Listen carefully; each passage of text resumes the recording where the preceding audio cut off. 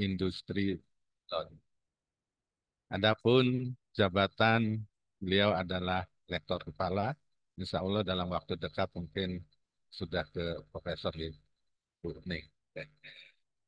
Adapun riwayat pendidikan S1 dari Universitas Jenderal Sudirman, Fakultas Peternakan, kemudian S2 dan S3 di Universitas Gadjah Mada. Pengalaman penelitian dan pengabdian ini banyak mengacu pada produksi ternak, potong, ruminansia, dan juga teknologi pengolahan limbah. Demikian Bapak Ibu, riwayat singkat dari Bu Ning. Nah, saya hanya mendapatkan sedikit catatan, mungkin beliau ini ya, nopo menyembunyikan prestasi yang luar biasa ini. Mari kita sambut Ibu Dr. Ning untuk memaparkan materinya. Kita punya waktu sampai pukul 12.30, Bu Ning. Jadi nanti kami persilahkan mungkin 1 jam untuk pemaparan, kemudian berikutnya atau sisanya kita gunakan untuk diskusi. Untuk itu, monggo pada Bu Ning kami persilakan. Matur nuwun Pak Nunung atas kesempatan ini yang sudah diberikan kepada saya. Bismillahirrahmanirrahim. Assalamualaikum warahmatullahi wabarakatuh. Waalaikumsalam Waalaikumsalam warahmatullahi wabarakatuh. warahmatullahi wabarakatuh. Yang terhormat Ibu Ketua LPPM, Profesor Dr. Insinyur Eli Tugianti MP, IPU ASEAN Engineering. Kemudian yang kami hormati Ibu Ketua Puskor Inovasi dan Hilirisasi, Ibu Dr. Santi, luar biasa. Apresiasi untuk Puskor Inovasi dan Hilirisasi, karena setiap bulan selalu ada ilmu yang dibagikan. Kemudian ibu-ibu, bapak-bapak, seluruh peserta webinar yang kami hormati, yang berbahagia, saya kaget ternyata ada mitra pengguna Puskor, jadi saya agak deg-degan ini.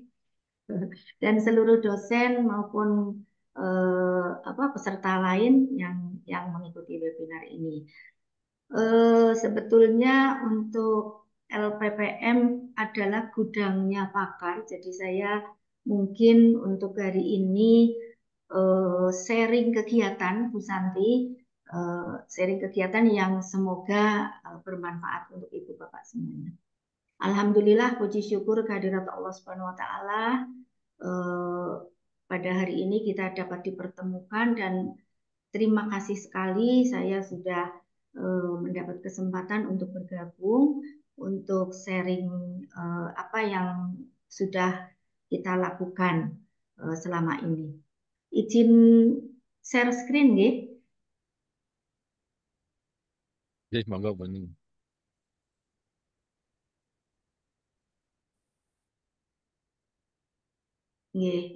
Sudah terlihat Pak Nunung? Halo? Sampun Bu Ning. Oh, Sudah Bu Ning. Enggak. Saya buka di Ini mau di slideshow enggak?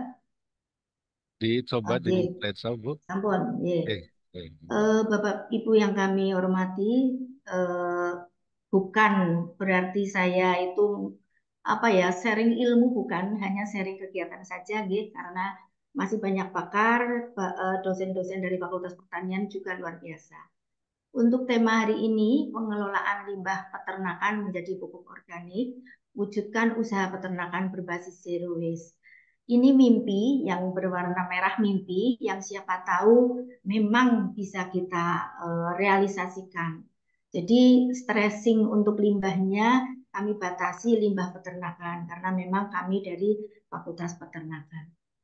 Kemudian yang kami paparkan antara lain limbah pertanian, limbah usaha peternakan, pengelolaan limbah, dan metode pembuatan pupuk organik padat atau kompos yang merupakan contoh kecil berdampak besar.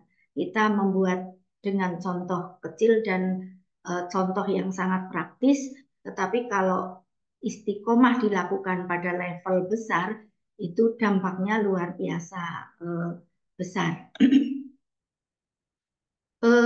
Ibu Bapak yang saya hormati, untuk limbah peternakan, kalau limbah pertanian di sini, mungkin dunia pertanian melihat limbah pohon jagung, kemudian jerami padi dan lain-lain, jerami kacang tanah dan lain-lain itu limbah. Tetapi dunia peternakan akan menangkap bahwa limbah pertanian menjadi potensi pakan untuk dunia peternakan. Jadi itu bukan limbah bagi kami karena itu sumber pakan untuk ternak. Jadi dunia peternakan itu justru bersyukur karena dari limbah pertanian maupun limbah industri pertanian, misalnya seperti dedak, kolar, dan lain-lain, itu justru menjadi sumber pakan ternak. Dalam holistic integrated farming system, harapannya limbah pertanian secara umum yang produk segar maupun limbah industri peternakan yang sudah melalui pabrikan, misalnya limbah tapioka, itu limbahnya berupa onggok itu pun luar biasa menjadi sumber pakan ternak, terutama ruminansia. Ruminansia di sini sapi, kambing, domba. Jadi seperti itu. Jadi untuk limbah pertanian suatu hal yang luar biasa manfaat menjadi pakan ternak. Nah, pakan ternak di sini khususnya ruminansia ini tersedia di alam, yaitu rumput dan hijauan lainnya, dan juga limbah tadi, limbah pertanian maupun industri pertanian. Kami pisahkan limbah pertanian dan industri pertanian karena manfaat di pakan ternaknya juga luar biasa berbeda. Nah, pada saat ternak mendapatkan pakan, dia akan menghasilkan produk utama. Dalam hal ini dari pertambahan bobot badan hariannya menjadi gemuk, kemudian menjadi daging. Yang susu juga menjadi produk susu. Nah, kita tidak hanya melihat seperti tadi disampaikan Prof. Eli, kita tidak hanya melihat produk utama, tetapi setiap usaha, apapun usahanya itu, pasti akan menghasilkan limbah. Dan Ibu Bapak, kita tahu semua bahwa limbah peternakan itu sangat horor, Ibu Bapak. Kita membayangkan seandainya ada jerami limbah pertanian teronggok di pinggir jalan besar misalnya, setinggi 1 meter, sepanjang 100 meter, mungkin belum menjadi masalah. Karena belum mengganggu lingkungan, dalam hal ini cemaran bau, kemudian belum terlalu mengganggu cemaran air, cemaran udara. Tetapi seandainya limbah sebanyak itu berupa feses atau kotoran ternak, pasti sudah viral. Jadi mungkin pinggir jalan itu akan difoto, kemudian ditelusuri siapa yang punya ternak, siapa yang membuang di situ. Itulah horornya limbah peternakan. Jadi mungkin pada webinar ini saya juga ingin menyampaikan itu bahwa bahaya sekali limbah peternakan karena sangat mengganggu lingkungan. Ada yang mengatakan bahwa kalau kita berpikir 26 tahun ke depan, tahun 2050 akan sangat akan sangat berbahaya kalau limbah peternakan tidak ditangani. Karena apa? Karena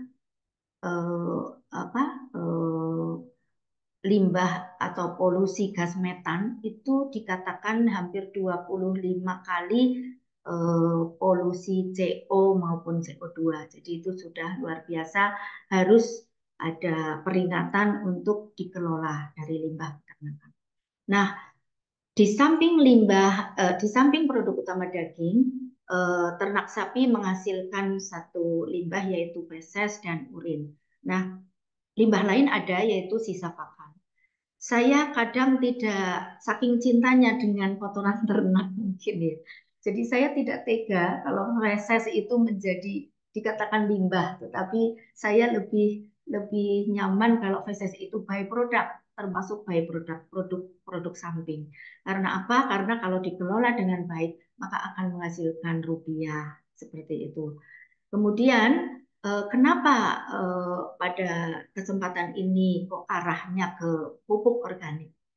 Karena ada zero waste, Ibu Bapak. Sentuhan zero waste itu akan mengalami percepatan kalau kita membuat pupuk organik. Tidak menutup kemungkinan diolah menjadi hal lain, misalnya bioarang, biogas. Tetapi untuk biogas itu masih menghasilkan limbah lagi, yaitu selat yang nantinya harus dikelola mungkin menjadi pupuk, mungkin menjadi bioarang. Jadi biogas sendiri masih menghasilkan limbah.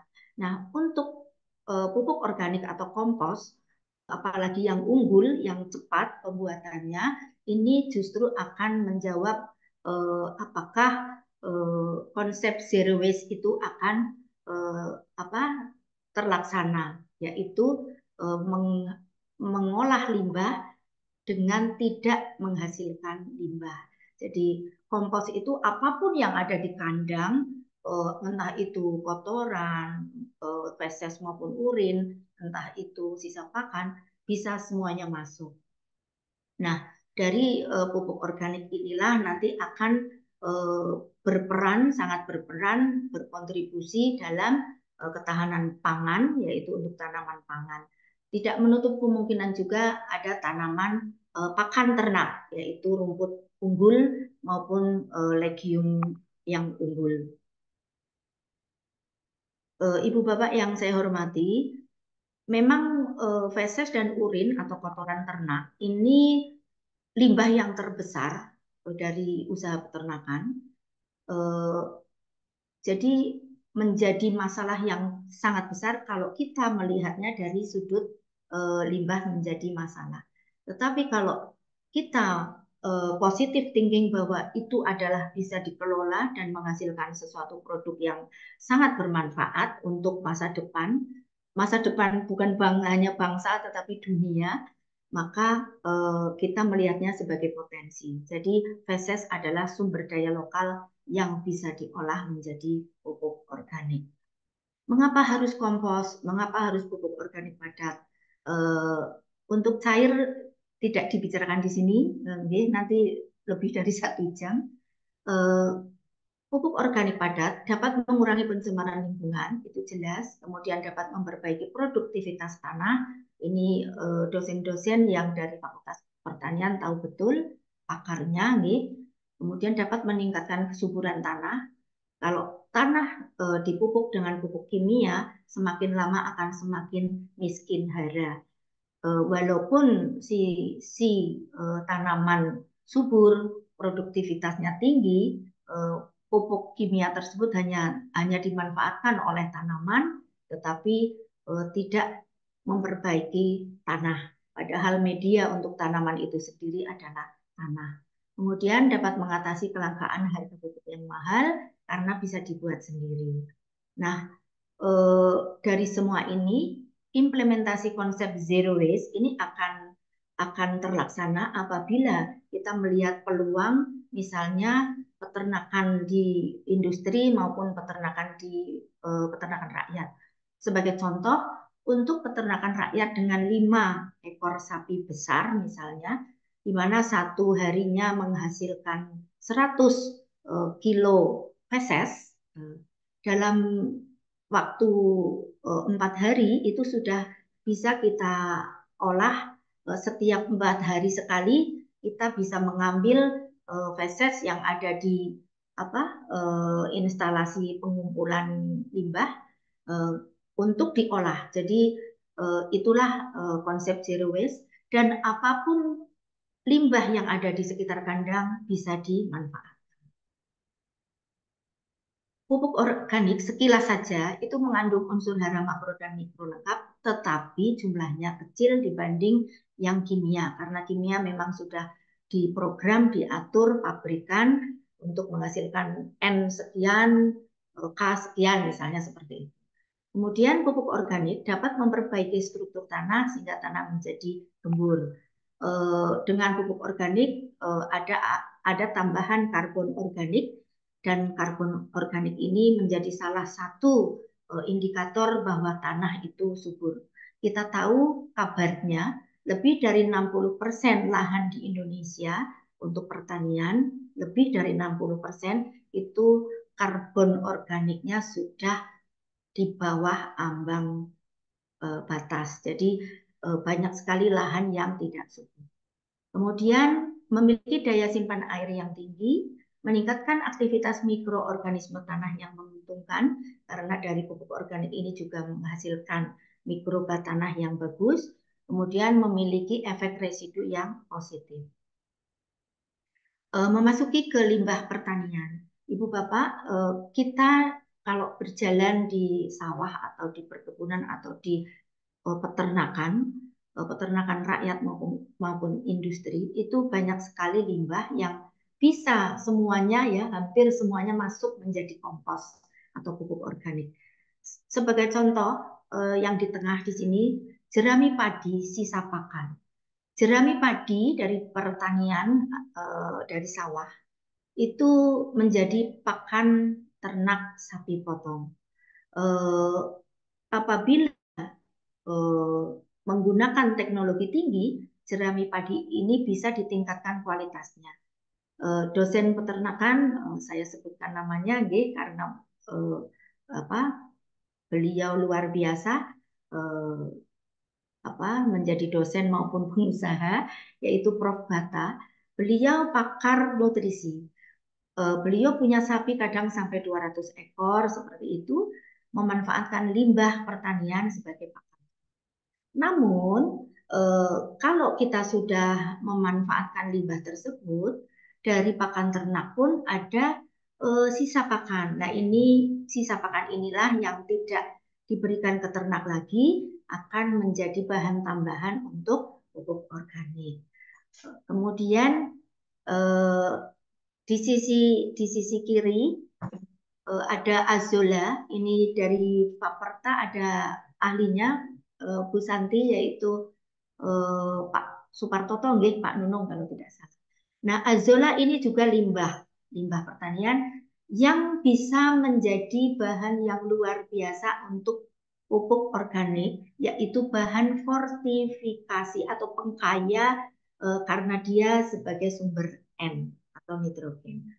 Kemudian sabut kelapa ini juga bisa dimanfaatkan, namun membutuhkan alat yang mungkin lebih mahal, ya, karena harus dihancurkan terlebih dahulu. Ini foto original kami ambil, semuanya original.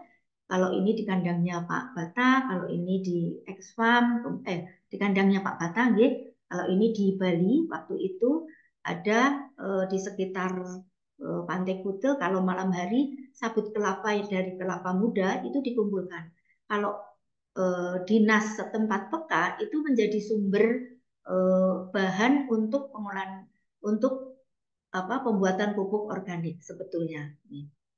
Kemudian pabrik kayu, serbuk gergajian kayu lunak ini bagus sekali untuk bahan tambahan sebagai sumber karbon.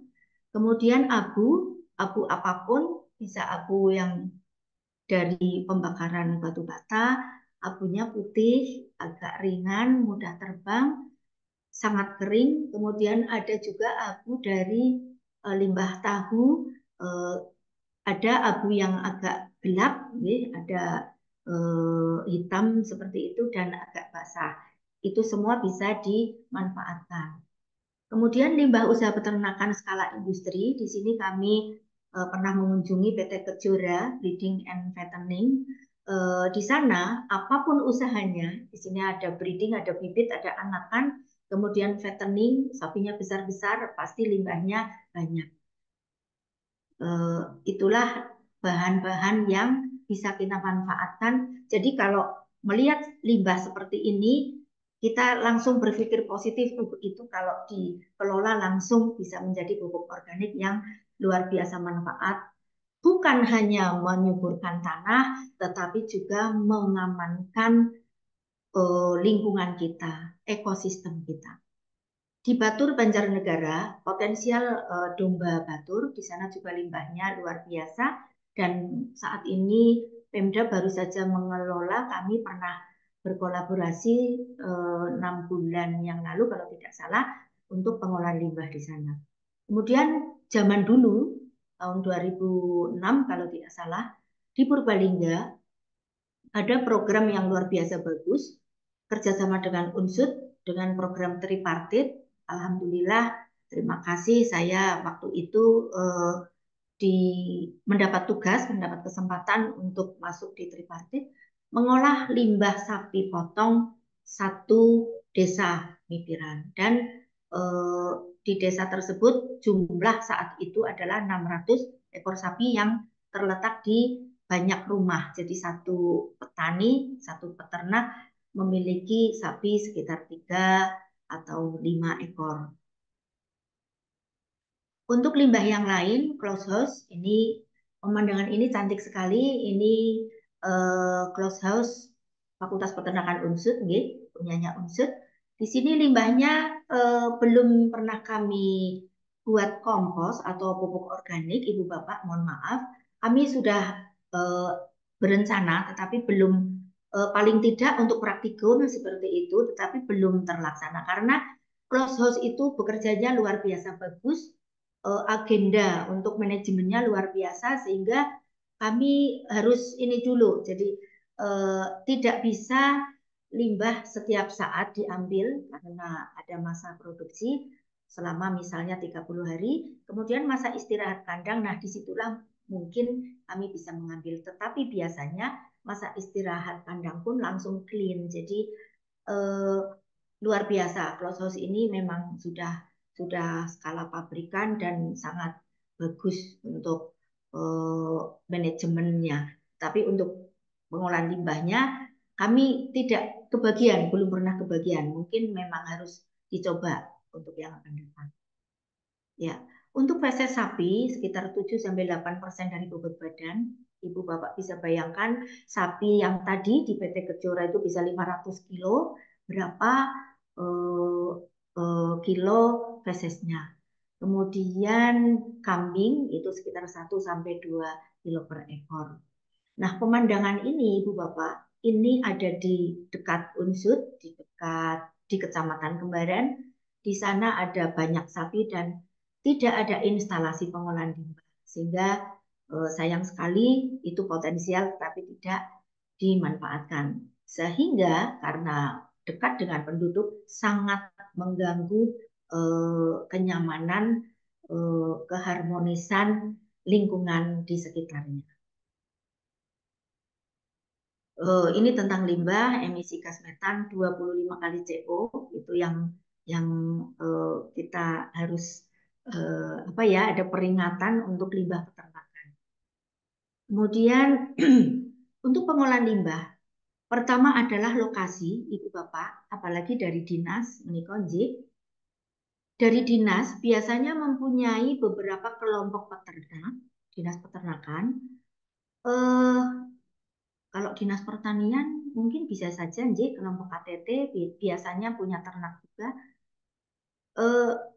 Yang harus dirancang terlebih dahulu untuk pengolahan limbah adalah lokasi pembuatannya. Jadi lokasi pembuatan pupuknya. Kalau di industri tadi kami melihat ada rumah kompos seperti ini, skala industri. Jadi dari ini bisa diadopsi Ibu Bapak. Dari dindingnya tidak perlu tinggi-tinggi. Ini cukup tinggi. Kalau herbal, kalau di skala peternakan atau kelompok peternak disusukan, ini kami didanai dari LPPM. Terima kasih LPPM sudah mendanai untuk kegiatan pengabdian masyarakat. Dibuat sederhana bisa rumah kompos ini satu kelompok peternak misalnya ada 2 rumah kompos atau 3 rumah kompos atau baru latihan dulu 1 rumah kompos. Nanti untuk pembuatannya saya siap, kalau di sekitar Purwokerto saya siap membantu, insya Allah tidak usah dibayar hanya nanti yang penting saya mendapat surat tugas dari dekan itu saya sudah siap insya Allah untuk bapak-bapak dari dinas ini insya Allah bisa mendampingi. Kemudian melalui LPPM mungkin sih. Kemudian untuk lokasi harus ada atap.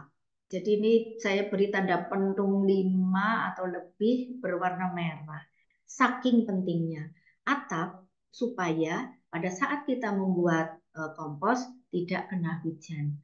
Nah, kalau ini masih cukup konvensional walaupun tempatnya bagus, tetapi tidak ada teknologi dari bioteknologi dari aktivator. Kalau kami teknologinya yaitu dari adanya penambahan aktivator.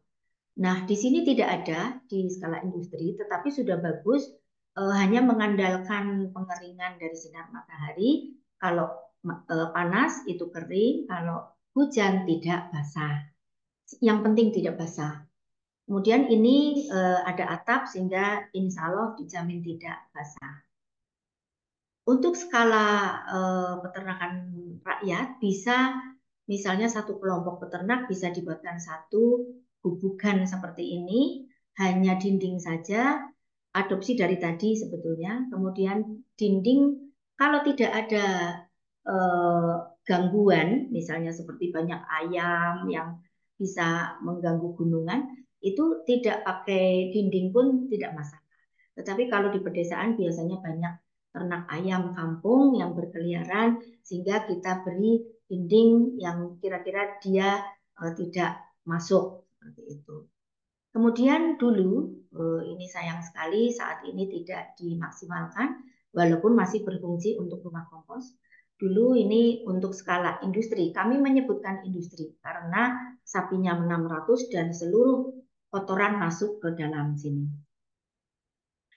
Nah, ini yang sudah disebutkan Bu Wayan tadi, alhamdulillah memang kami pernah mendampingi mahasiswa yang luar biasa, mahasiswa Fakultas Peternakan agak banyak di sini, kemudian ada juga mahasiswa lain dari Fakultas Pertanian dan Ekonomi untuk pemasarannya dibantu mahasiswa ekonomi. Di sini membuat rumah kompos dibantu, jadi dana anggarannya itu kecil sehingga dengan dukungan pemerintahan desa menjadi rumah kompos yang luar biasa bagus.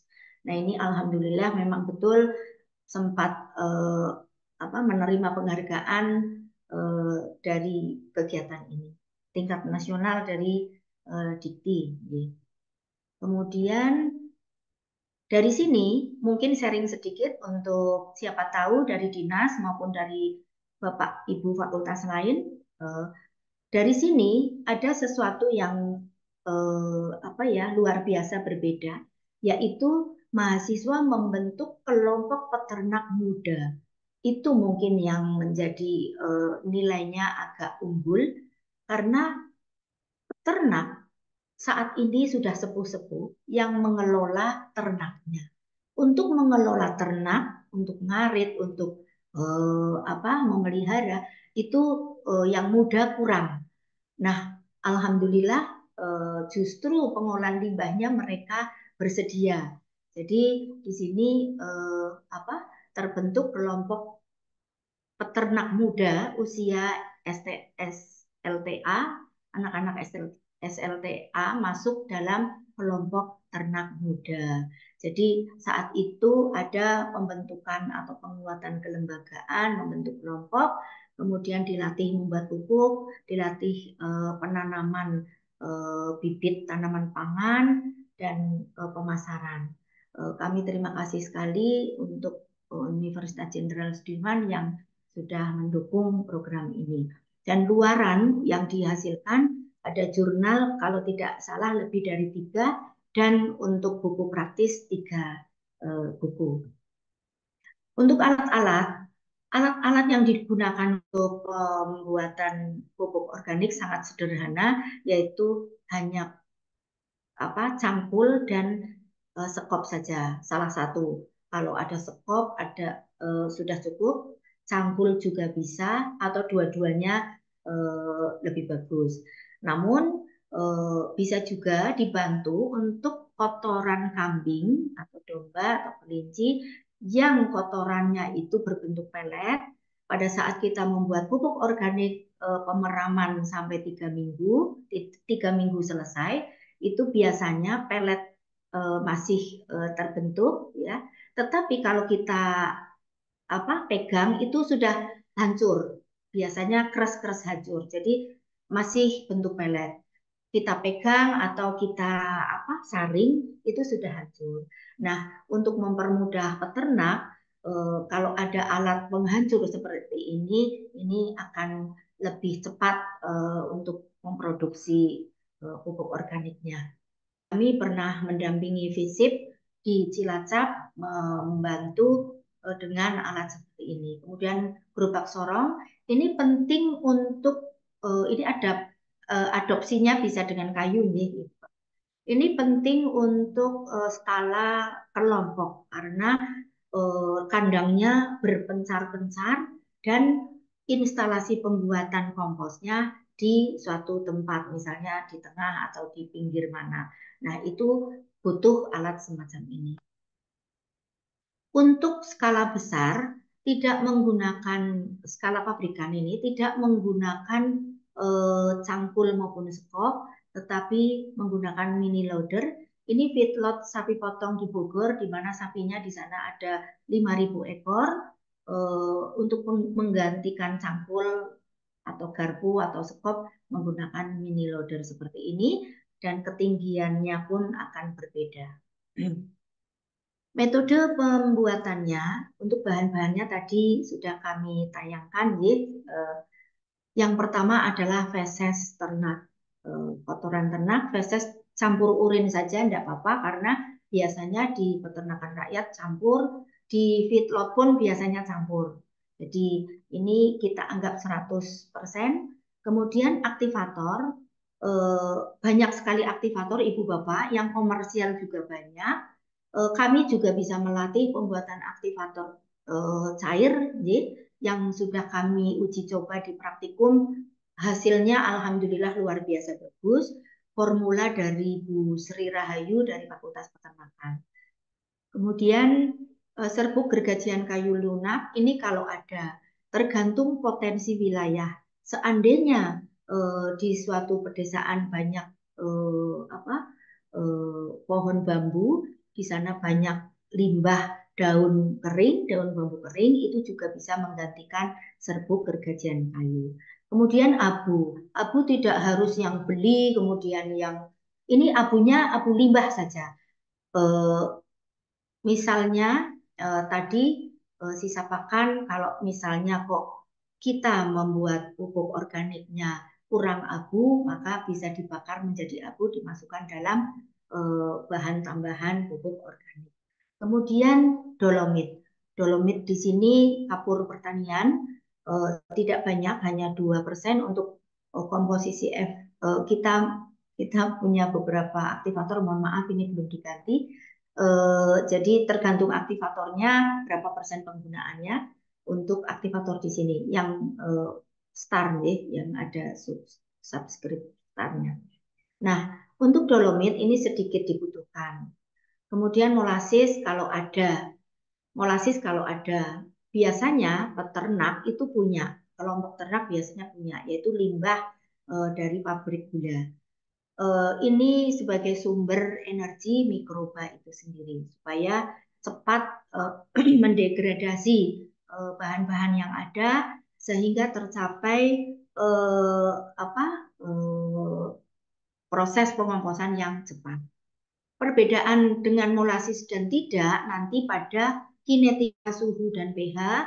Biasanya kalau menggunakan molasis pada hari keempat sudah tercapai puncak suhu tertinggi, tetapi kalau tanpa molasis mungkin pada hari ke-7 seperti itu. Ini kegiatan pembuatan kompos pupuk organik padat. Ini praktikum malam hari Fakultas Peternakan. Alhamdulillah teknologi pengolahan limbah, walaupun anak-anak milenial dan mungkin Gen Z, tetapi sangat tertarik. Untuk S1 merupakan mata kuliah pilihan, tetapi sering kami untuk mata kuliah ini sampai 60 orang seperti itu yang memilih.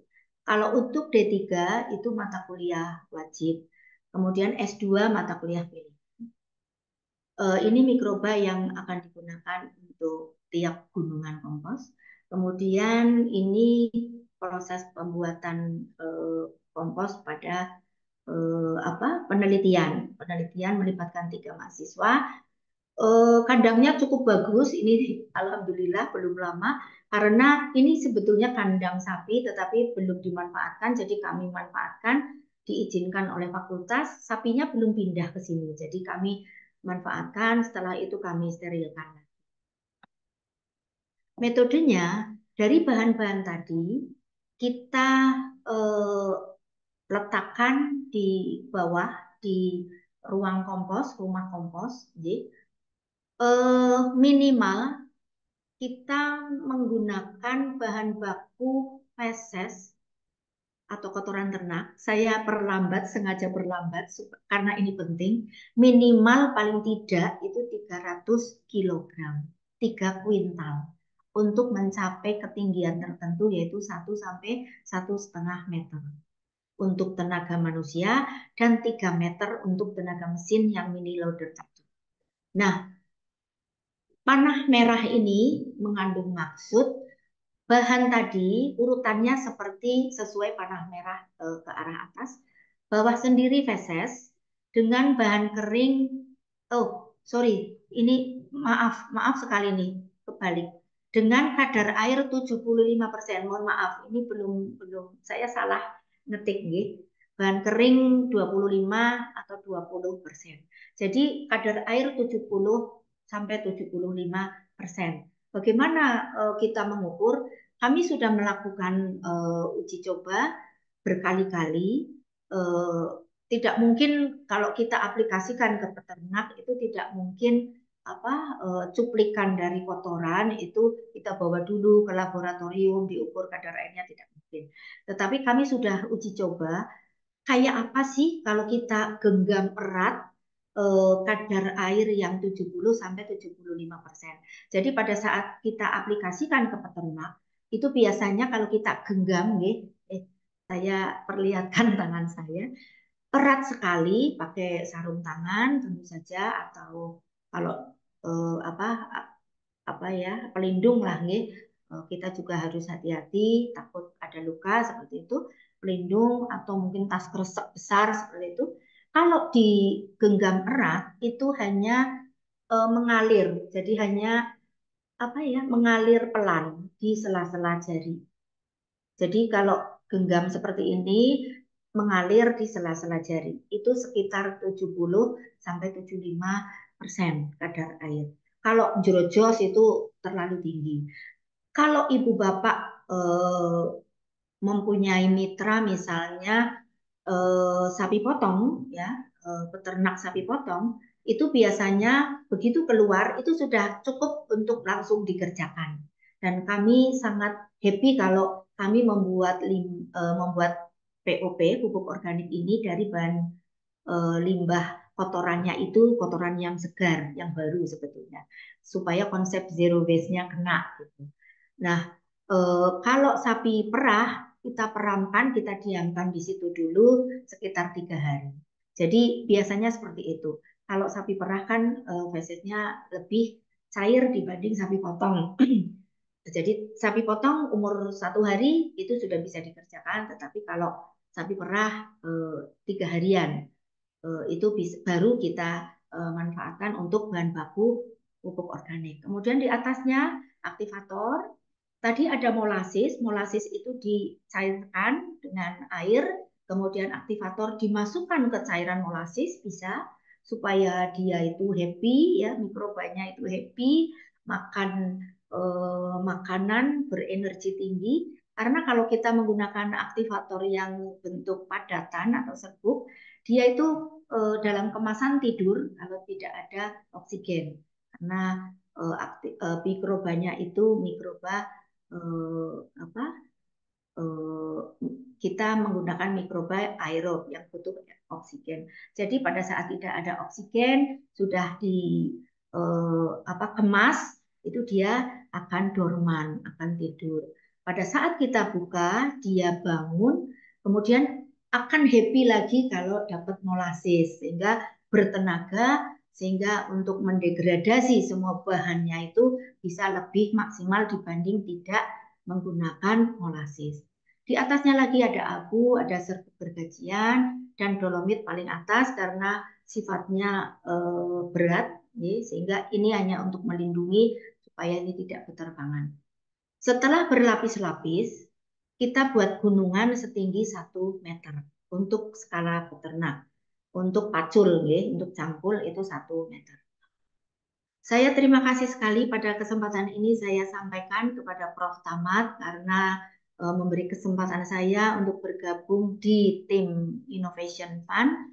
Di sini saya mendapat kesempatan untuk mendampingi peternak di Jawa Timur, Jawa Tengah, dan DIY. Gambar di sini kalau tidak salah di Madiun, Bu Okti ya ini. Saya dengan Bu Okti waktu itu dengan Prof. Tamad. Luar biasa semangat, dan ini lapisan-lapisan yang saya sampaikan tadi sebelum dijadikan gunungan. Jadi ini luar biasa semangat. Saya saya WA memberi batasan tinggi 1 meter, betul-betul diukur di sini, diukur 1 meter. Jadi memang hasilnya pun sangat bagus. Suhu yang tercapai pun ideal. Prosesnya sangat sederhana, semua itu diaduk-aduk, dihomogenkan, kemudian dibuat gunungan.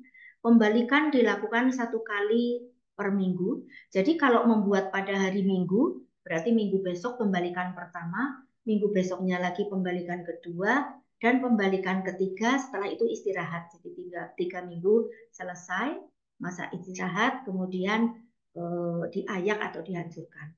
Kalau level pabrikan kalau level pabrikan itu ada proses sterilisasi dari biji gulma atau tanaman gulma dengan pemanasan tinggi, tetapi tidak bisa dilakukan di skala konvensional peternak. Kita tidak membuat pupuk organik konvensional, tetapi unggul di skala ternak karena dengan teknologi. Kalau konvensional bisa lebih dari 6 bulan, satuannya bulan, tetapi kalau dengan mikroba aktivator ini hanya 1 bulan. Nah, setelah diaduk-aduk, kemudian ini bahan baku, ini sudah menjadi gunungan. Gunungan bisa seperti ini, ini bentuk ini kayak kurva seperti ini. Bisa juga, ini ide dari peternak, bisa juga di pinggirnya itu ada bambu, anyaman bambu yang di setiap sudutnya bisa dibuka sehingga pada saat pembalikan ini tinggal dibuka talinya saja. Nah, di sini ini lebih bagus sebetulnya karena setiap sudut itu mendapatkan ketinggian yang sama. Kalau ini yang di pinggir lebih rendah, tetapi tidak masalah karena tiap minggu kita balik-balik. Nah, ketinggian itu 1 sampai 1,2 meter. Itu berdasarkan hasil penelitian. Berapapun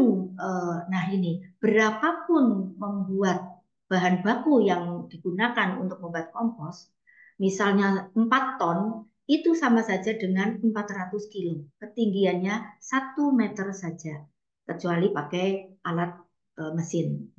Jadi di sini 1 meter atau 1,2 meter. Tujuannya adalah untuk menghasilkan panas yang ideal, di mana panas di situ akan mematikan biji atau tidak mematikan tetapi tidak aktif biji gulma yang ada di situ dan bisa mematikan bakteri patogen yang menyebabkan penyakit pada tanaman.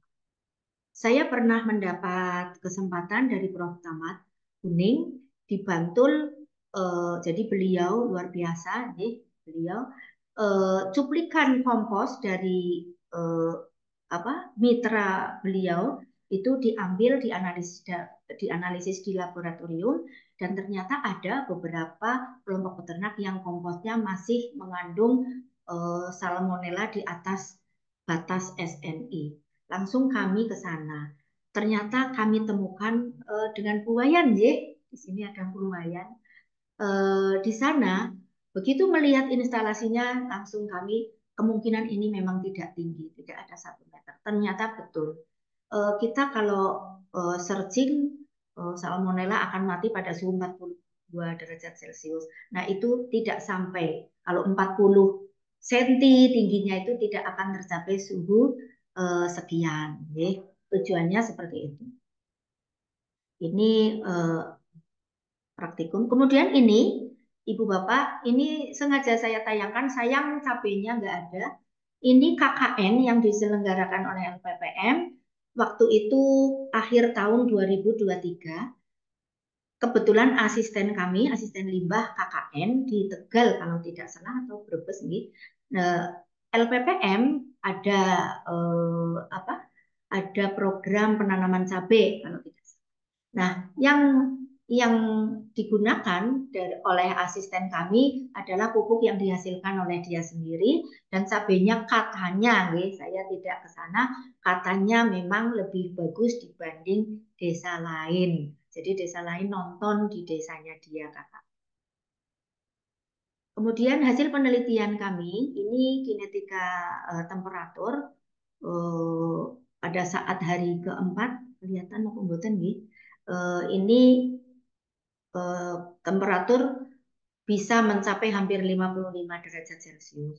Kemudian sampai panen pupuk organiknya sudah dibantu dengan pengistirahatan, ini tercapai suhu kamar. Kemudian untuk pH-nya kebalikan dari tadi ya, suhu. Pada saat suhu tinggi, gencar-gencarnya mikroba mendegradasi komponen yang ada di gunungan, maka gencar-gencarnya pula pH turun karena dihasilkan asam. Nah, di sini pH terakhir karena dibantu oleh pengistirahatan pula, pH terakhir hasil penelitian kami bagus, yaitu sama dengan pH tanah. Kemudian untuk bahan organik, ini dengan aktivator yang berbeda. Alhamdulillah berbagai aktivator memenuhi syarat SNI untuk bahan organiknya. Kemudian kadar airnya, nah ini masih ada PR di kami. Kemarin yang terbagus kalau kadar air itu kan maksimal 50% untuk SNI maupun Kementan. Di sini ada yang melebihi dari 50%. Ini masih PR kami, mungkin formulanya yang harus diperbaiki. Kemudian rendemen ini sangat dibutuhkan informasinya terutama untuk mengelola pupuk yang akan dijual, dikomersilkan. Jadi dengan rendemen yang tidak terlalu rendah akan menguntungkan karena beliau-beliau menjualnya berdasarkan bobot. Jadi bisa dibayangkan punya sapi 5, setiap seminggu sekali lah, lebih dari 300 kilo, seminggu sekali mengelola, dibuat 4 gunungan saja, pada saat minggu kedua sudah gunungan satunya dan seterusnya, ada yang panen, ada yang baru, seperti itu.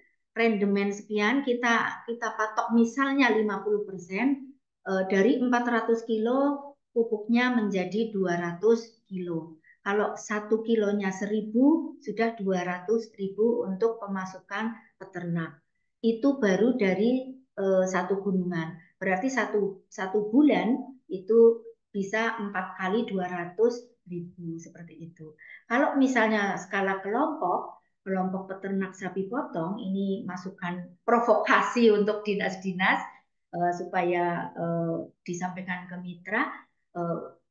Kalau kita mengelola 4 ton misalnya, saya pernah mengelola 4 ton dan itu bukan hal berat. 4 ton itu menjadi 20. Misalnya satu gunungannya 400, berarti hanya 10 gunungan.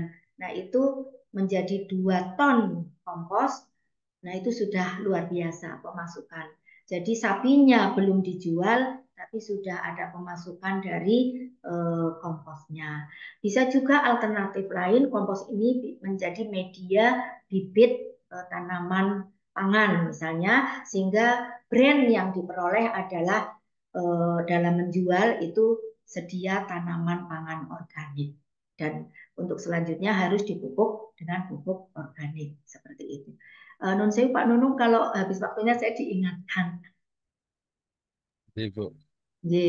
Kandungan NPK juga sudah ini masing-masing ada memenuhi syarat dari standar yang ditentukan secara nasional maupun Kementan.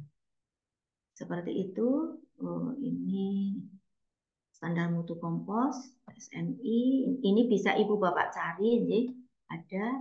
Kemudian, nah ini ada kemarin kadang kita membuat itu tidak semulus yang dibayangkan karena kesalahan di kadar air bahan utama, bahan-bahan pokok, bahan utamanya itu feses, maka kalau terlalu kering itu bisa tumbuh jamur. Kemudian pada minggu ke-1 kita masih berani memberi air. Di sini ada penurunan kadar air, ini terlalu kering. Nah, kalau menemui seperti ini bisa kita semprot dengan air.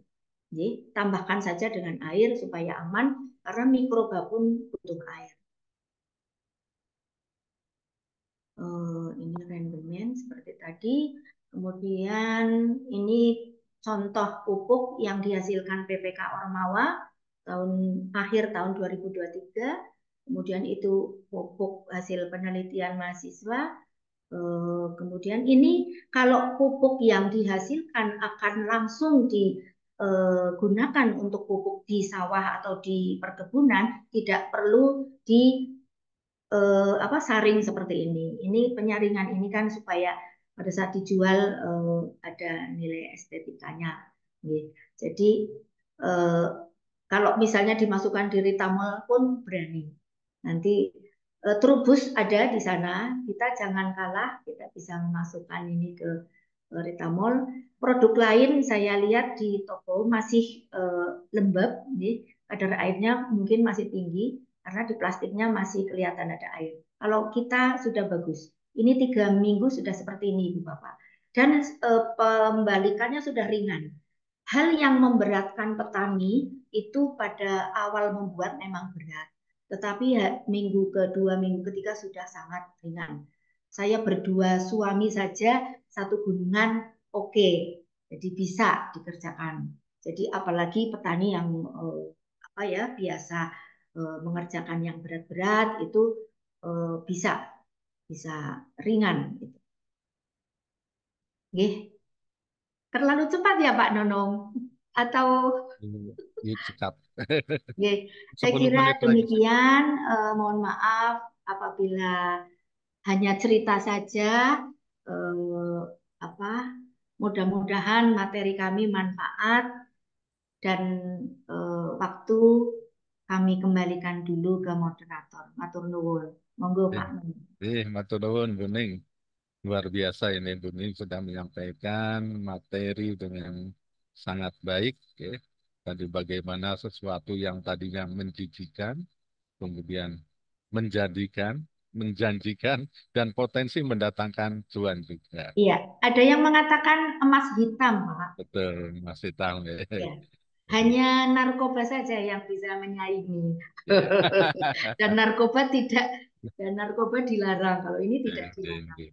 Jadi luar biasa ya, yang tadinya dibuang begitu saja, bahkan mencemari lingkungan menjadi sesuatu yang bisa bermanfaat bagi kesejahteraan manusia. Nah, monggo Bapak Ibu, barangkali ada sesuatu yang mau disampaikan mengenai kompos ini, kami persilahkan. Kita masih punya waktu sekitar 30 menit untuk berdiskusi. Kami persilahkan Bapak Ibu.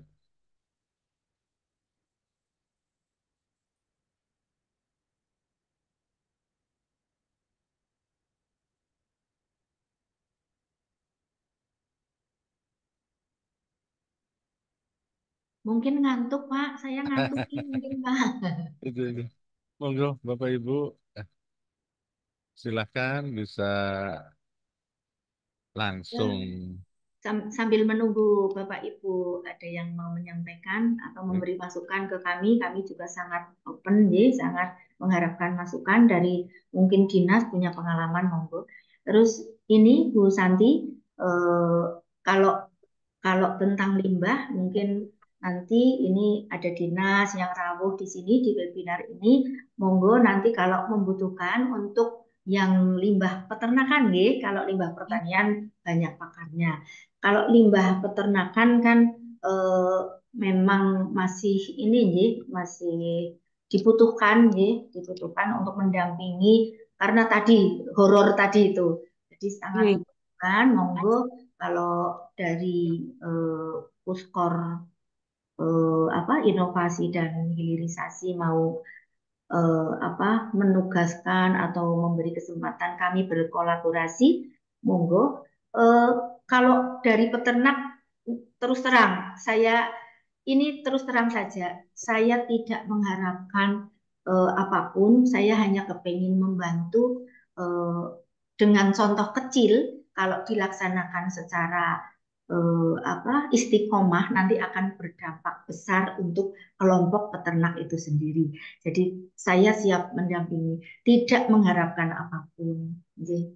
Oke, siap. Terima kasih banyak Bu Ning. Ini sudah sharing materinya mengasihkan nggih, karena tidak hanya sekedar teori nggih Bu Ning, tapi ada prakteknya. Kemudian memang praktek dan implementasi ini memang sudah kemana-mana nggih Bu Ning. Dan yang terakhir ini luar biasa sekali, sudah melalui program Innovation Fund nggih Bu Ning. Jadi tidak hanya di daerah Banyumas, tapi ternyata sudah sampai Jawa Timur ya. Nah itu makanya saya berterima kasih sekali Oke. ke Prof. Tamat karena sudah memberi kesempatan untuk gabung di tim beliau.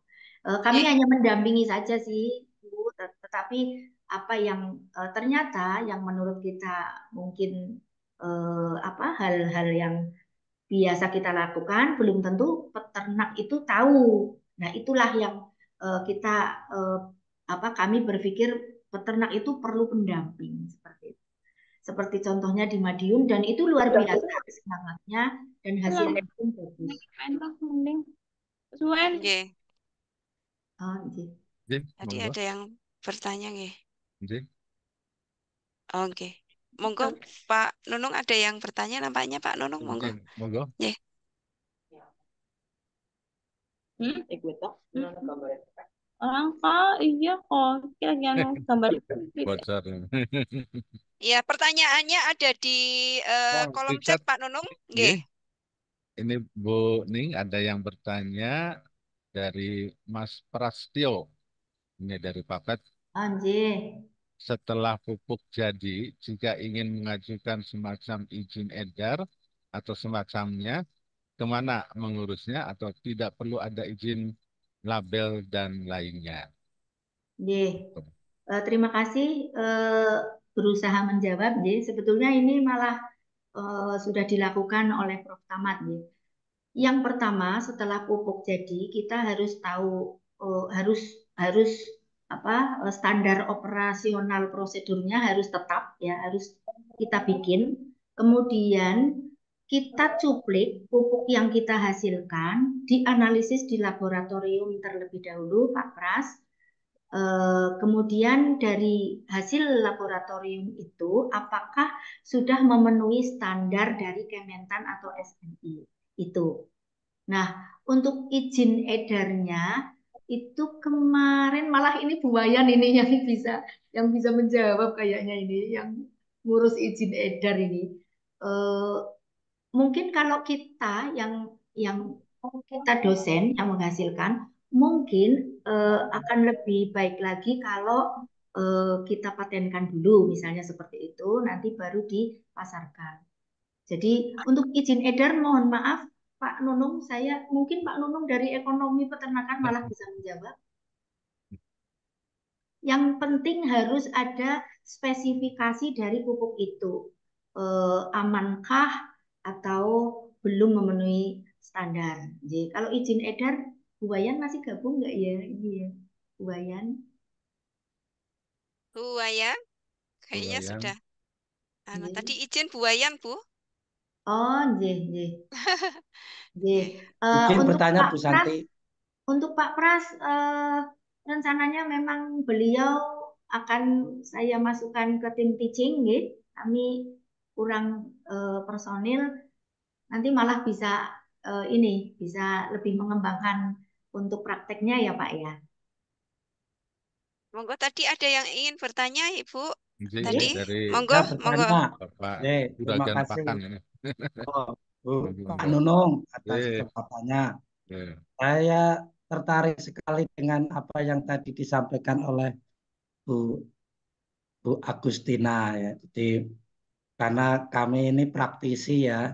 Jadi apa apa yang tadi disampaikan itu eh, memang realitas yang ada di lapangan seperti itu ya. Ya, khususnya karena saya pahamnya lebih banyak di Banyumas itu terkait dengan pemanfaatan limbah pertanian, limbah pertanian dan limbah peternakan ya itu memang belum optimal. Ya, jadi saya ingin bertanya gini, saya punya gagasan karena ada banyak ya di kandang saya sendiri, saya sampai saat ini limbah itu belum saya manfaatkan. Nah, saya kepengen sekali membuat apa pupuk, kalau bisa dibilang ya pupuk organik yang berbasis dari kotoran hewan, hewan ternak. Nah, eh, cuma masalahnya kami sendiri juga tidak paham karena saya bukan bukan ilmunya lah intinya itunya. Ini Nah, juraganya, Bu Meniko. Juragan Rahab. Pakan, nggih. Oke, juragan. Sudah Sepertinya punya Bapak itu, Pak. sepertinya pernah diundang jadi narasumber napa nggih Pak di UKM? Nggak kurang tahu belum pernah kayaknya Ini itu. terkenal Bu Ning ini di LPPM, Bu Ning. Komandan di LPPM ini, Bu Ning. Oh, itu. Juragan keris itu, Bu. Bapak Sinten Bu Santi? Pak Pak Rahab. Rahab, Pak Dokter Eh, Dokter Rahab, Bu Agustina, eh. beliau dari Puskor Ekonomi Kreatif, Bu Lah, Jan. Ning Nje. Jan Bapak udah Nje. canggih lah, sudah pakar lah. Nah, ini jadi saya dari dulu sebenarnya memimpikan ya karena tadi banyak apa kok terutama ya di kandang saya sendiri kan ada kotoran hewan itu yang sampai saat ini tidak dimanfaatkan. Nah, Lokasinya di mana Pak? di Tambak Sogra, di Tambak Sogra. Oh, Ah, ah. Nah, tapi anu kambing, Ibu. oke. Nah, nah, saya sih punya keinginan karena apa kebetulan dari harapan kami sih sebenarnya eh, kami pengen membuat pupuk pupuk organik berbasis kotoran hewan untuk bekerja sama dengan pondok pesantren. Kebetulan kami juga ada pondok pesantren eh, dan sekolah MA. Ya, MA yang berbasis pada pertanian, kewirausahaan pertanian. Oke. Nah, cuma karena saya sendiri nggak paham membuat kompos apa itu tadi pupuk ya pupuk. Nah, kalau dari aspek pemasaran eh, memang menurut saya sih kayaknya sangat dibutuhkan ya karena saya bidangnya pemasaran. Jadi eh, kalau lihat potensi pasarnya, saya yakin sangat terbuka lebar ketika kita mampu memproduksi pupuk tersebut. Nah, cuma hal teknisnya. Jadi kira-kira nanti Bu, kalau memungkinkan nanti eh, kira-kira kami kalau mau mendirikan ya ibaratnya rumah kompos, rumah pupuk atau apalah ya pokoknya intinya usaha yang memproduksi pupuk kandang atau pupuk kotoran hewan.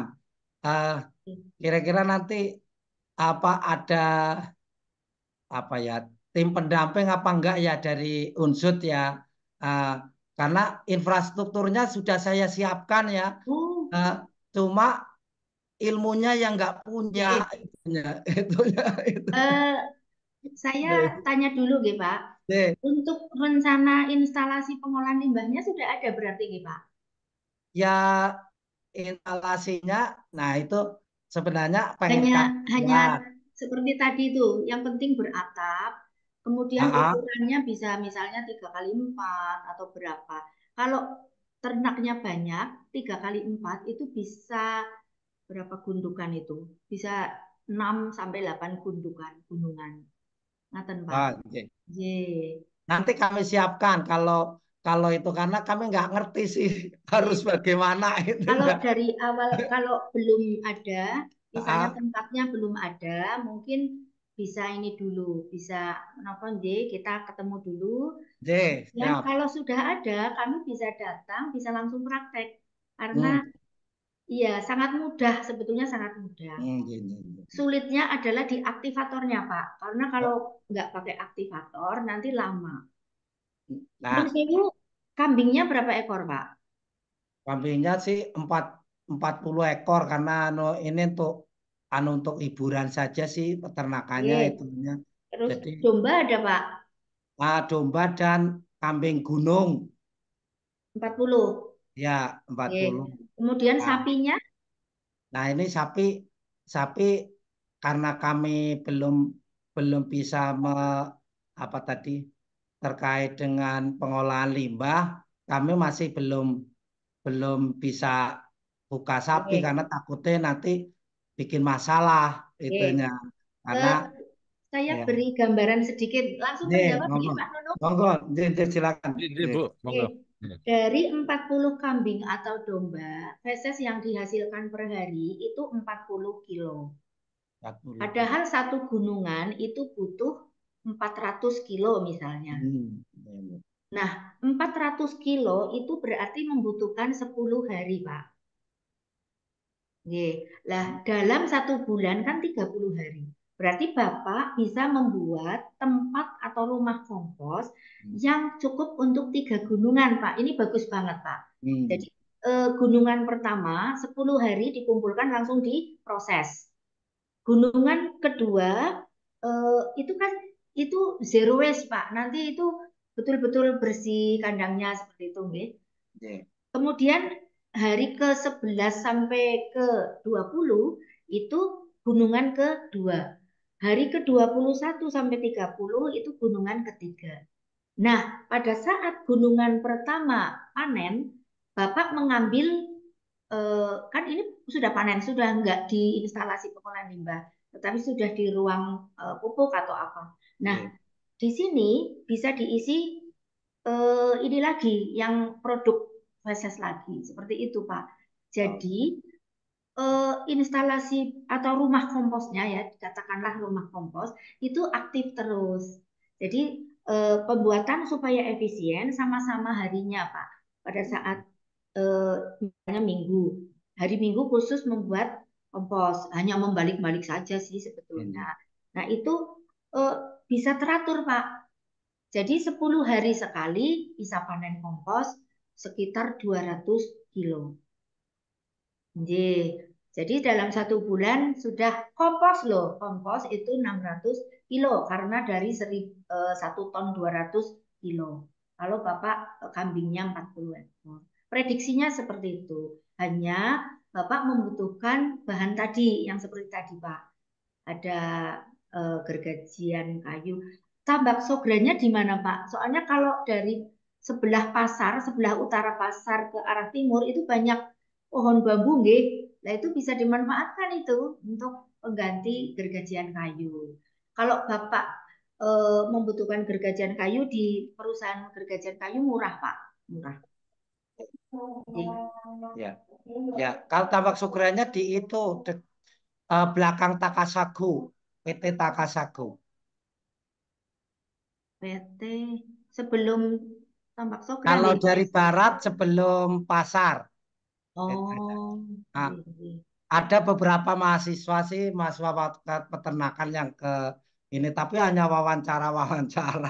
Cuma karena eh, dan saya tidak mau diwawancarai karena bukan ahlinya itunya, takutnya malah salah itunya. Itunya makanya itu. Ya untuk gambaran seperti itu Pak. Jadi Oh, nanti siap, siap, Bapak siap. membutuhkan misalnya satu gunungan itu 1 x 1 meter lagi.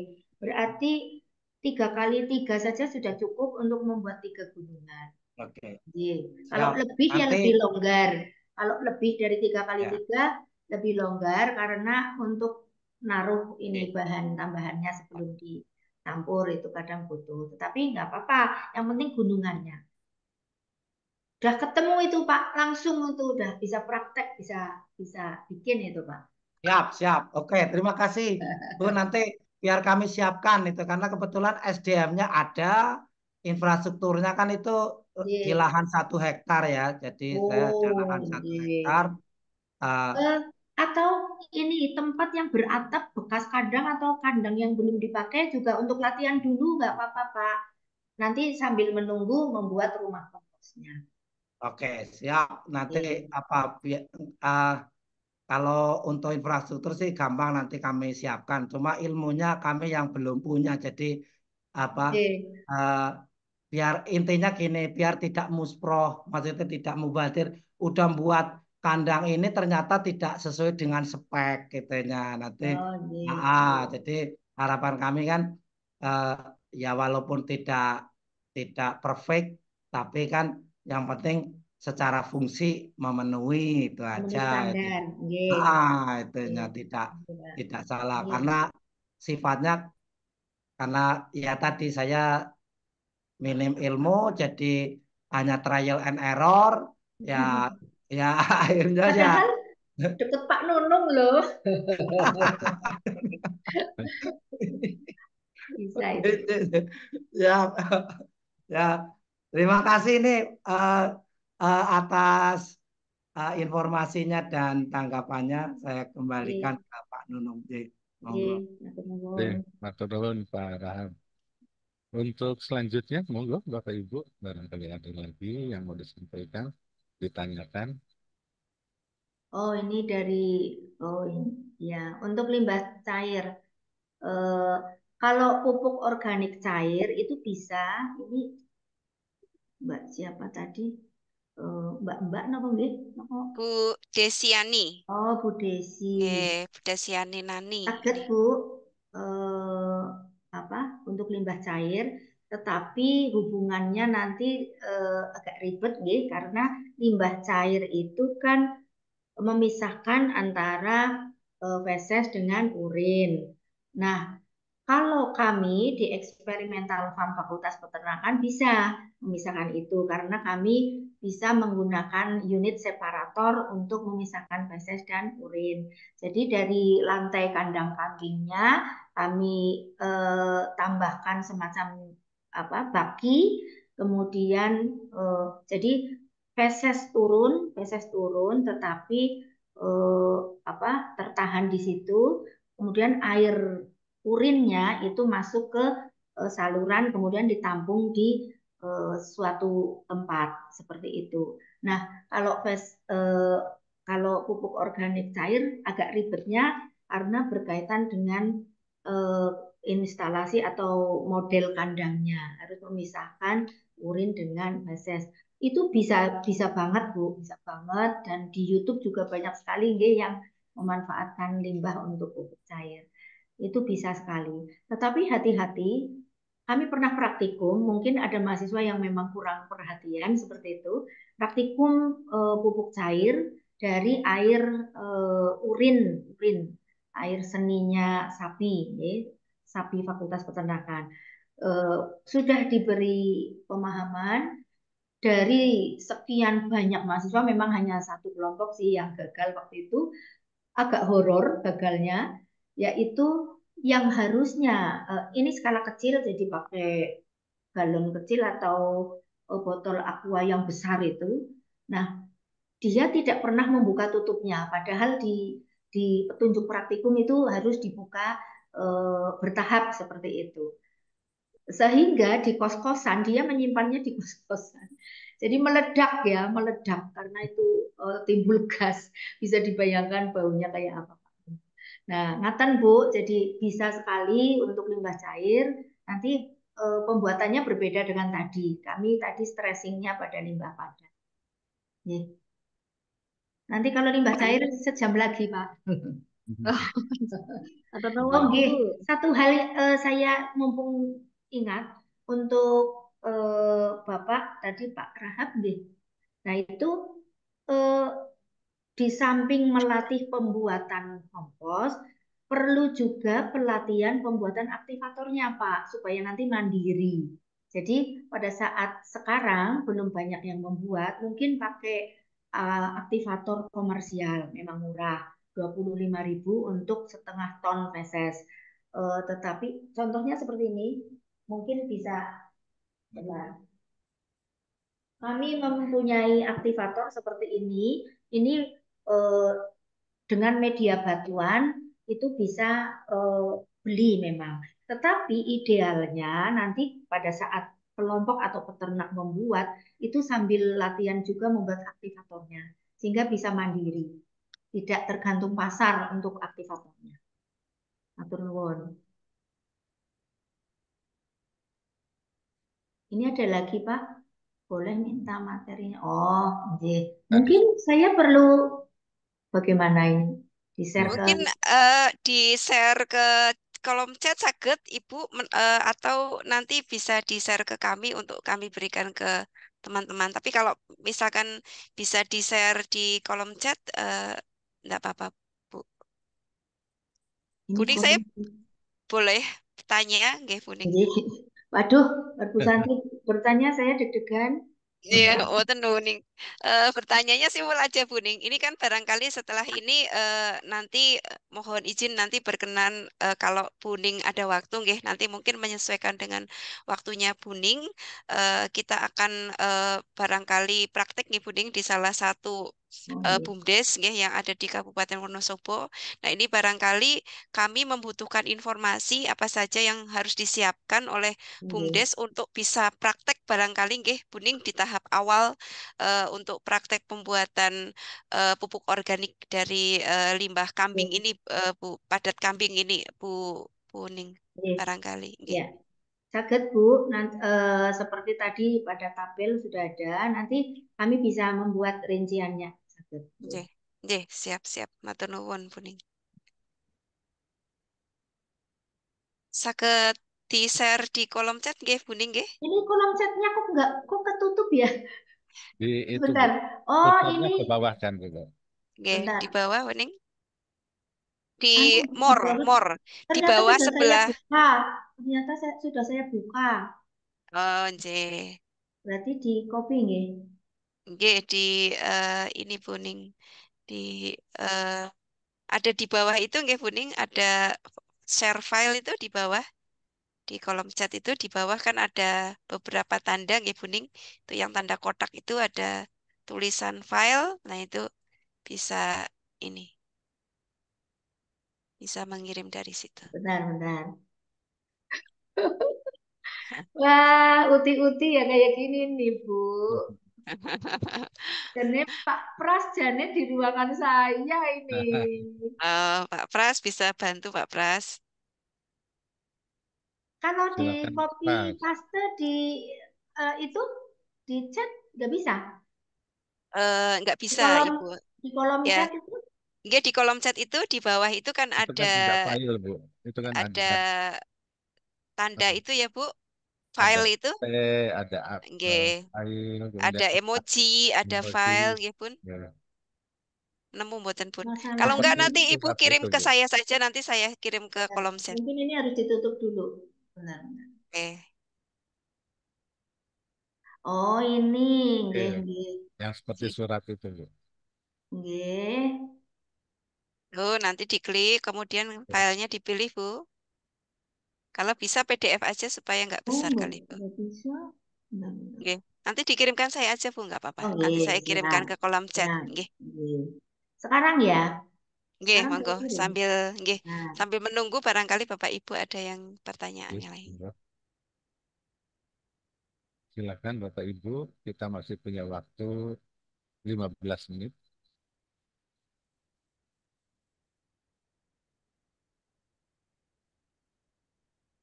Mbak Santi, Bu Santi mau Nggih, izin nggih. bertanya boleh ya? Monggo, monggo Ibu, monggo. Monggo. Assalamualaikum. Ngirim ke Bu Santi aja. Bentar, Nggih, lagi nggih, nggih. ngirim. Monggo Ibu yang akan bertanya, monggo kami persilahkan. Ini mewakili suami sebetulnya. Ini Bu Santi. Kebetulan apa kita kan ada lahan gitu, Bu. Ya, punya minat untuk mengembangkan peternakan begitu, tapi memang ilmunya nggak ada gitu. Kalau dari teman-teman atau Buning, barangkali apa ada bisa nggak ya Bu kalau misalnya kita supaya kalau membangun membangun apa namanya kandang itu biar ramah limbah gitu. Kan kita nggak ada ilmunya di situ, tapi kebetulan ada gitu. Jadi saya berminatnya itu kepengennya membangunnya itu apa namanya kandang-kandang itu sudah yang standar yang sudah ramah limbah. Misalnya seperti apa sih standar standar kandang kambing yang ramah terhadap limbah, artinya limbahnya tidak menimbulkan aroma yang tidak sedap misalnya untuk lingkungan karena bagaimanapun itu dekat sama pemukiman itu lahan yang ada seuprit gitu Bu. Supaya tadi kan biar sekalian nanti mungkin lebih efektif untuk mengumpulkan bribilnya atau mungkin memisahkan antara air seninya sama bribil gitu. Terus kalau misalnya iya ada itu supaya bisa atau mungkin saya pernah dengar itu Bu yang katanya di Sragen itu ada apa namanya pengusaha peternak seperti itu yang katanya menjual kandang yang siap pakai gitu. Jadi cuma tinggal beli terus bentuknya sudah seperti itu. Nah, itu mungkin dari Bu Ning atau teman-teman dari peternakan mungkin ada yang lebih paham mengenai ini gitu dan kira-kira itu nanti kayak budgetnya berapa dan seperti apa barangkali bisa diinformasikan atau kami misalnya boleh kalau mau ke peternakan itu Nun Sewu bisa ketemu Bu Ning langsung atau sama siapa supaya apa yang dikerjakan itu lebih lebih apa ya efektif gitu ya terutama tidak menimbulkan apa namanya tadi itu mungkin bisa meminimalisir aroma yang kurang enak atau dan untuk sekitar atau kemudian juga limbahnya bisa lebih bermanfaat seperti yang mungkin tadi sudah disampaikan tapi Yun Sewu Bu saya baru bergabung jadi yang tadi nggak terlalu dan belum belum tahu materinya mohon maaf untuk baru bertanya terima kasih Bu Ning sebelumnya Mbak Santi. Nggih, gitu. Langsung ditanggapi nggih, Pak Ya, Nunung. enggak, Bu Desi, mungkin karena baru bergabung nggih, tadi sudah banyak contoh untuk pengolahan limbahnya, Bu. Jadi tempat untuk pengolahan limbahnya. Kalau kandang itu eh, apapun kandangnya, kalau limbahnya tidak diolah, itu ya apa misi ini tidak tercapai seperti itu.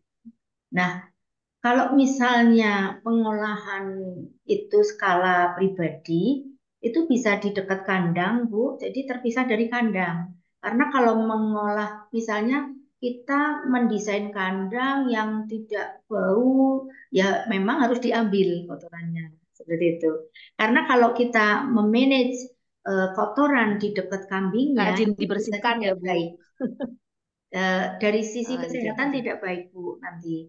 Kalau saya mungkin bisa contohkan pada saat ada program Upland ini ada dari Banjarnegara, mboten nggih, Bu Santi? Ada Bu, ada. Nah, saya pernah ke Batur, eh, Bapak dari Banjarnegara nggih.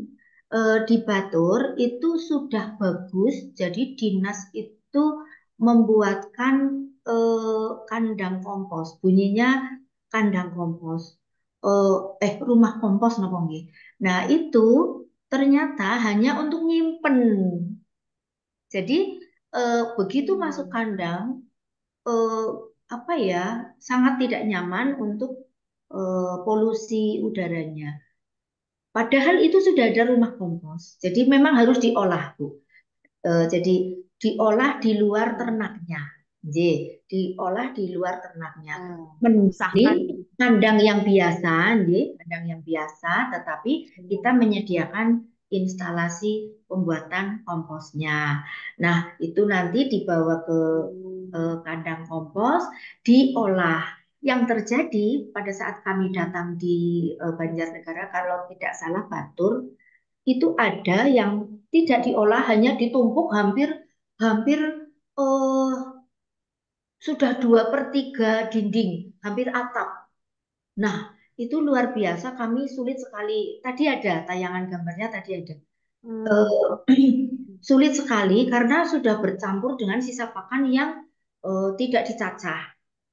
Nah, kalau seperti itu, nanti malah justru mengganggu lingkungan karena penumpukan limbah yang tidak diolah itu luar biasa mengganggu. Nah, baiknya itu seperti tadi saya matur ke Pak Rahab tadi. Jadi tergantung populasi ternaknya. Kalau 40 ekor tadi, saya prediksi sebulan 3 kali membuat kompos seperti itu.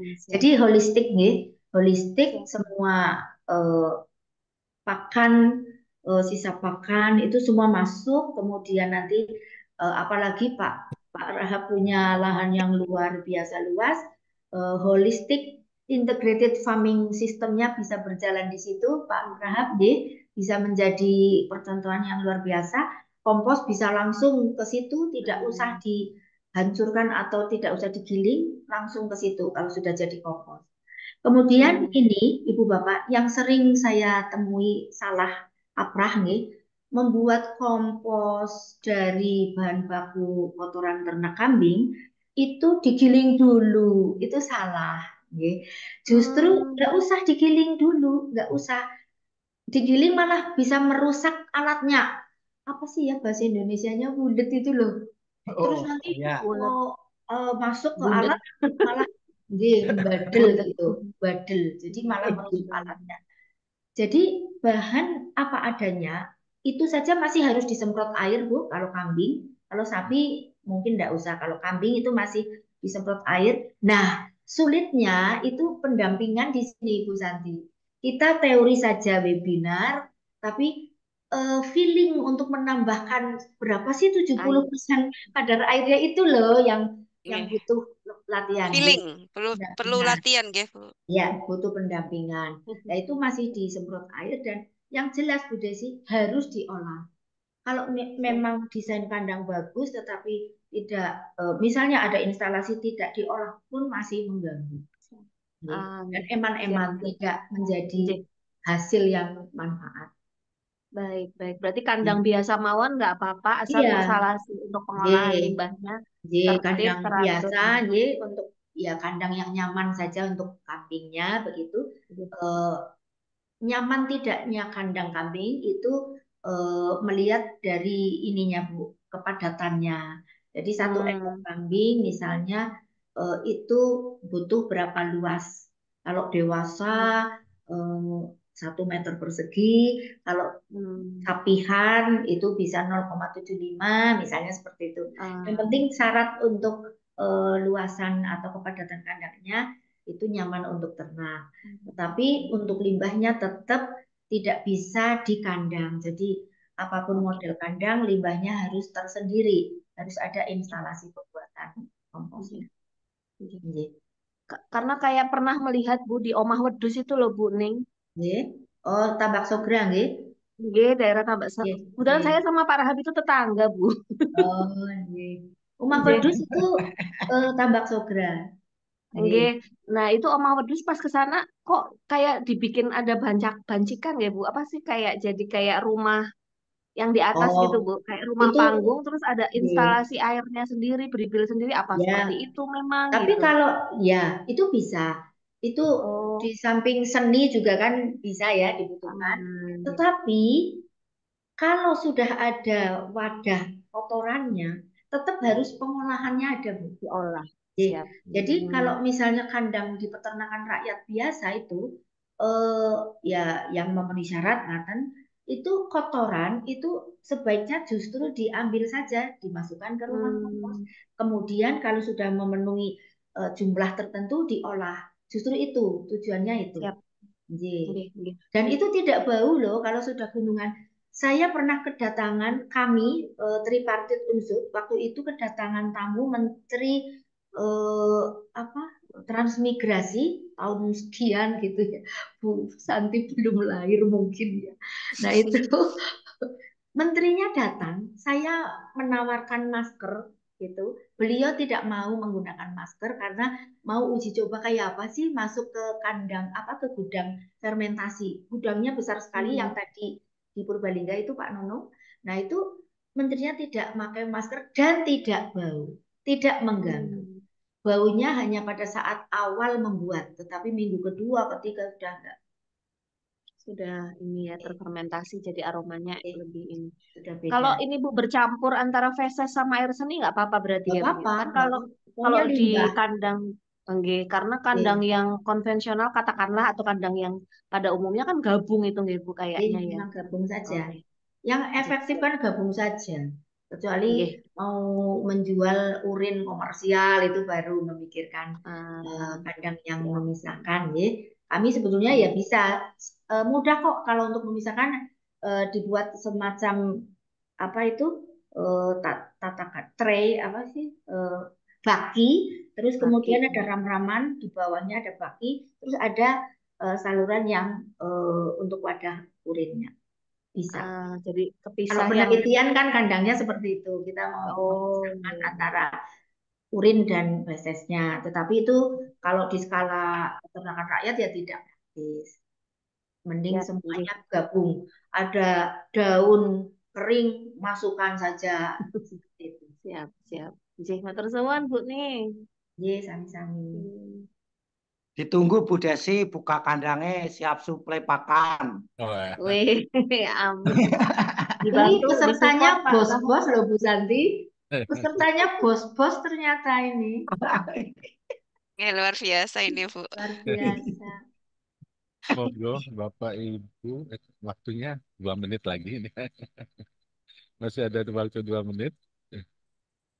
Ada yang tanya ini Bu Pak Nunung di kolom chat ini mohon diulangi terkait aktivator yang dipakai Bu Ning. Oh. Mohon diulangi di kolom chat. terkait aktivator yang aktivator. Pak Purbalingga. Dinas Pertanian.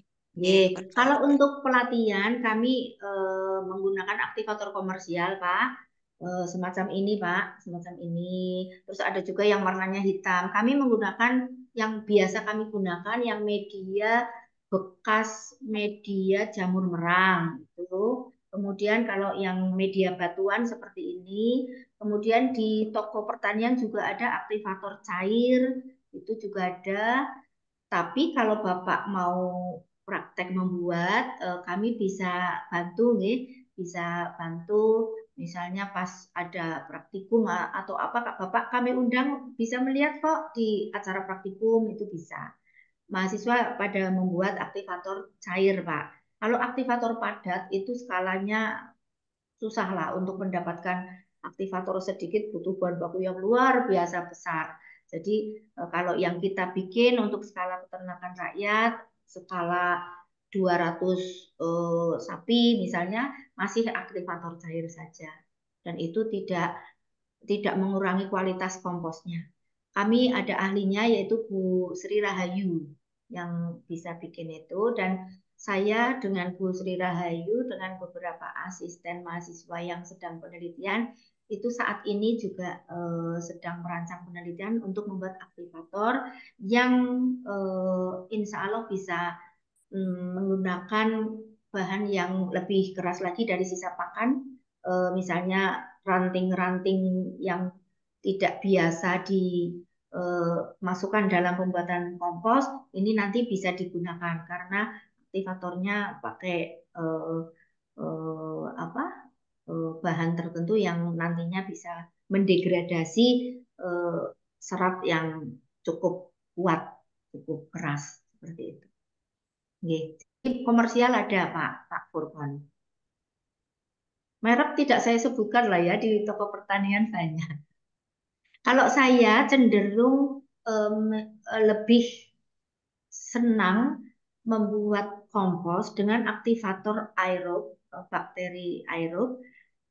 Biasanya kalau bakteri aerob itu bentuknya dalam kemasan itu padatan atau serbuk, Pak. Nanti dia kita kasih makan, kemudian kita masukkan dalam bahan-bahan kompos. Kalau aktivator kalau yang cair biasanya fakultatif. Anaerob ada, aerob juga bisa. Tetapi untuk memfasilitasi yang anaerob, bakteri yang anaerob, kita harus nutup-nutup pakai deklit segala macam. Saya itu menurut saya nggak praktis membebani peternak. Jadi kita gunungannya ya seperti tadi saja dibiarkan karena memang membutuhkan oksigen.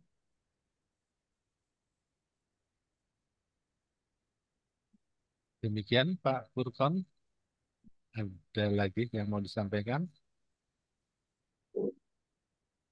Gitu.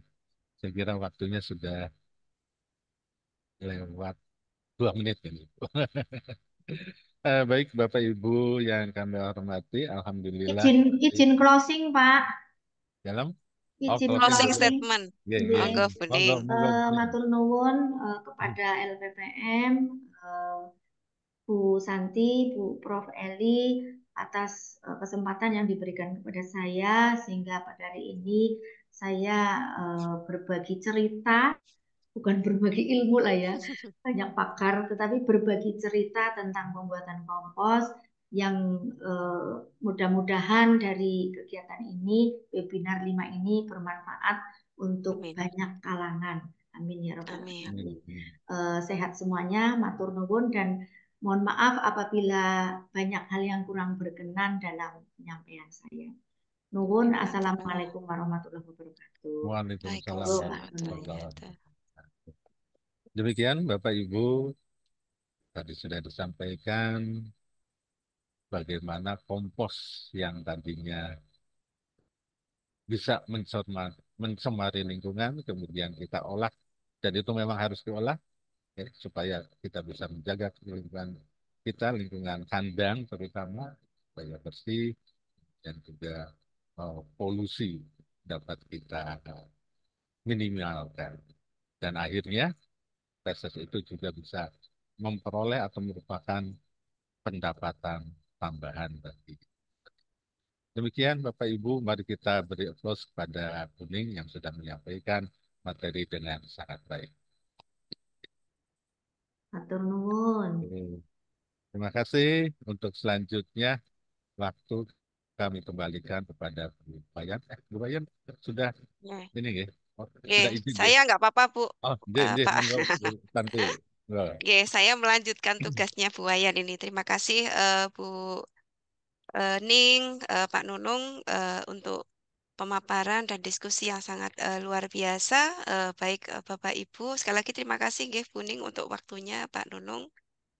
Kemudian barangkali sebelum kita mengakhiri acara pada siang hari ini, mohon berkenan kami Bu Ning selaku eh, pelaksana kegiatan untuk memberikan apresiasi kepada Buning.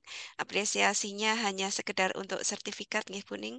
Insya Allah nanti kami dari LPPM akan memberikan surat tugas, barangkali nanti bisa dijadikan sebagai salah satu luaran dari kegiatan pengabdian kepada masyarakat dari Buning.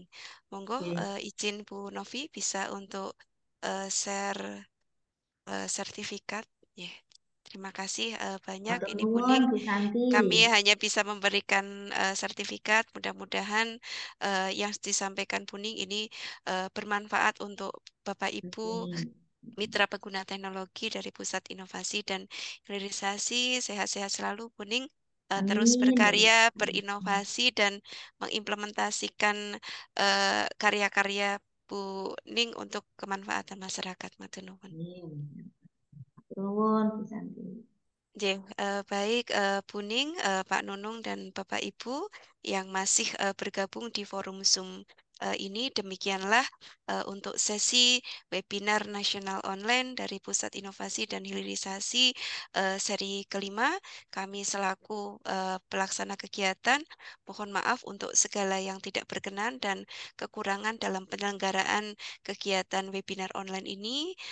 Sekali lagi terima kasih Ibu narasumber, terima kasih Bapak Ibu yang sudah membersamai kegiatan ini dari awal hingga akhir, dan kita berjumpa kembali di webinar online seri 6 dan 7 yang akan dilaksanakan di tanggal 26 dan 28 Agustus 2024. Nah, untuk Bapak Ibu yang masih tertinggal pada acara ini nanti bisa mengikuti atau menyimak kembali di YouTube kami, di YouTube Pusat Inovasi Hilirisasi atau di P3T LPPM Universitas Jenderal Sudirman, karena kegiatan ini di live streaming dan bisa disimak ulang untuk Bapak Ibu semuanya. Baik, sekali lagi matur nuwun Bapak Ibu, terima kasih. Marilah kita tutup dengan bacaan hamdalah bersama-sama. Alhamdulillahirrabbilalamin. Oke, akhir kata, wassalamualaikum warahmatullahi wabarakatuh. Waalaikumsalam. Waalaikumsalam warahmatullahi wabarakatuh. Matur nuwun.